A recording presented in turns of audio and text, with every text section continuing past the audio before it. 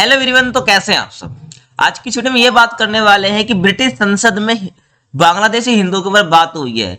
जो जो उनके ऊपर अत्याचार हो रहे हैं उसको एक आवाज मिली है ब्रिटिश सांसद में। यहाँ पर जो ब्रिटिश सांसद है उन्होंने इसको लेकर बात करी। उन्होंने यहाँ पर यह भी बोला कि जो भारत की चिंता है हिंदुओं के प्रति जो कि बांग्लादेश में हो रहा है वो कहीं ना कहीं एक चिंता का विषय बन जाता है। ठीक है, तो इसी के ऊपर मेरे बात करने वाले हैं।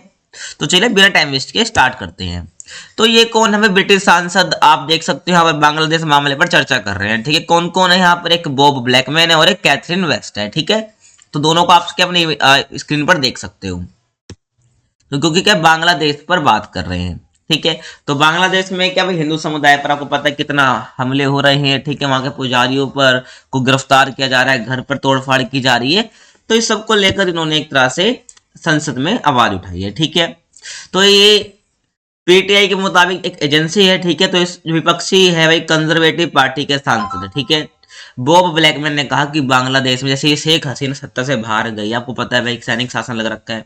ठीक है, वहां से जो शेख हसीना बांग्लादेश में नहीं है, तो शेख हसीना के सत्ता से बाहर आने होने के बाद ही हिंदुओं का सफाया हो रहा है। ठीक है ना, उन पर हमले हो रहे हैं, समझ रहे हो आप, ऐसा बोला गया।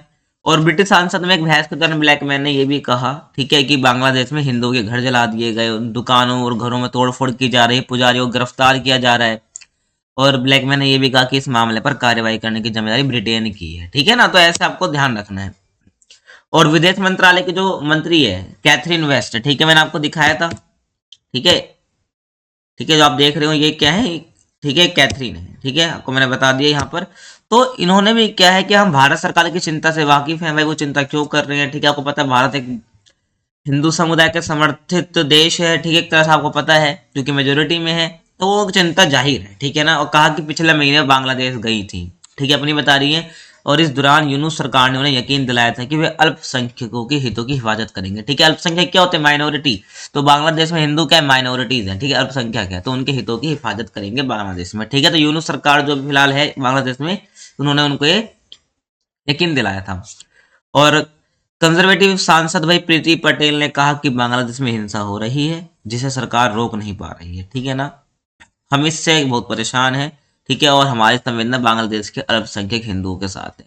और भाई लेबर पार्टी जो कि ब्रिटेन की है, जो लेबर पार्टी के सांसद है, ठीक है, बैरी गार्डिनर, इन्होंने कहा कि ब्रिटिश सरकार बांग्लादेश की स्थिति पर नजर रख रही है। समझ रहे हो, तो यहाँ पर पक्ष हो गया और विपक्ष हो गया, बांग्लादेश के ऊपर बात कर रहे हैं। ठीक है, ब्रिटिश सांसद में। ठीक है, तो ब्रिटिश कंजर्वेटिव सांसद प्रीति पटेल, ठीक है, तो आप देख सकते हो ये प्रीति पटेल आपकी स्क्रीन पर सामने आ रही है। तो उन्होंने भी क्या हिंदुओं की स्थिति को लेकर चिंता जताई है। ठीक है, ध्यान रखना।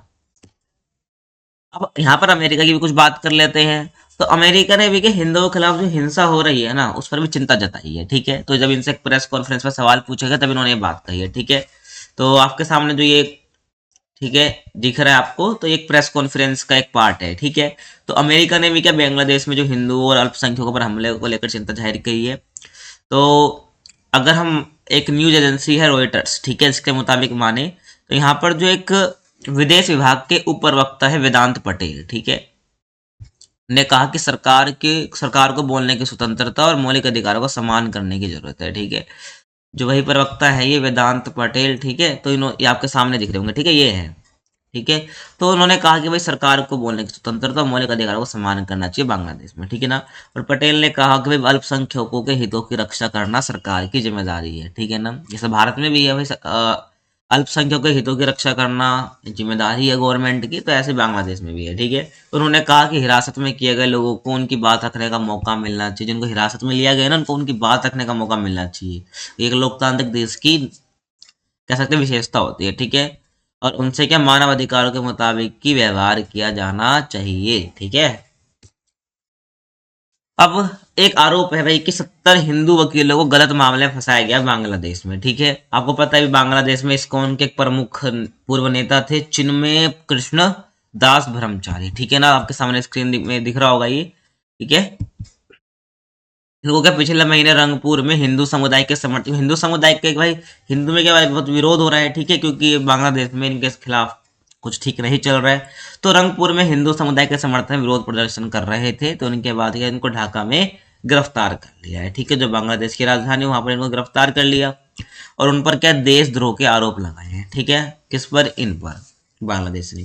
और 26 नवंबर को ढाका की एक अदालत ने उनकी जमानत याचिका खारिज कर दी है। ठीक है, जब 26 नवंबर को इनकी जमानत की याचिका डाली गई तो उसको खारिज कर दी और इसके बाद ही के देश में तनाव और ज्यादा बढ़ गया है। ठीक है, और बांग्लादेश में हिंदू संगठन सनातनी जागरण जोत ने, ठीक है, आरोप लगाया कि सरकार ने 70 हिंदू वकीलों को गलत तरीके से इस मामले में फंसाया है और ताकि वे चिन्मय प्रभु की तरफ से केस पेश नहीं कर सके। समझ रहे हो? तो किस हिसाब से हिंदुओं को एक तरह से यहाँ घसीटा जा रहा है, बांग्लादेश में उनको फंसाया जा रहा है।